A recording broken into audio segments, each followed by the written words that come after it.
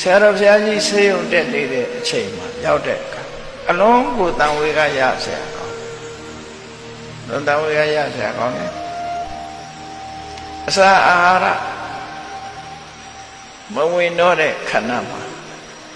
တဖြည်းဖြည်း6ကပ်လာပြီးတော့အသားတွေရေးတွေဟာ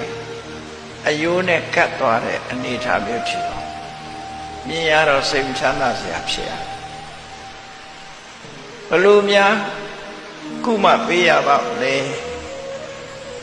စိတ်ထဲမှာကိုယ်လည်းဘာမှမတတ်နိုင်ဘူးတတ်နိုင်တယ်များလှုပ်ဆောင်ပေးခြင်းနဲ့စိတ်တွေဒီကောင်းပါဖြစ်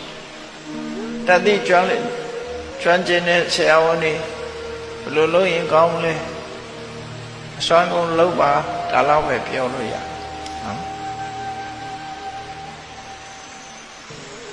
နော်အဲ့လို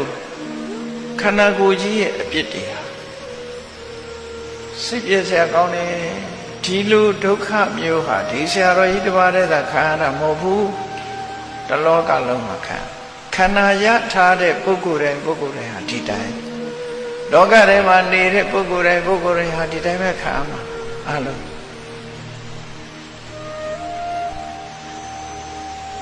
အဲ့လိုချိလိုက်မယ်ဆိုလို့ရှိရင်လောကကြီးဟာလျောတဲ့ကြဆင်းပြီးတော့ရှုပ်ထွေးပွေလိမ်ပြီးအန္တရာယ်များတဲ့လောကကြီးပဲဆိုတာထင်ရှားတယ်ပေါ့နော်စိတ်ပြည့်ညီငွေစရာကောင်းတယ်ဒီလောကကြီးလွတ်အောင်သူနဲ့အတူစုံမျောနေဒီတဲ့ကြီးမားတဲ့ဒုက္ခတွေပဲတွေ့မယ်ဒါကြောင့်လောကကိုလှန်၍ဆန်တက်ပါလေဆံမတက်နိုင်သေးဘူးဆိုရင်ဒီထဲမှာပဲမြုပ်သွားမှာပဲနော်ဒုက္ခရောက်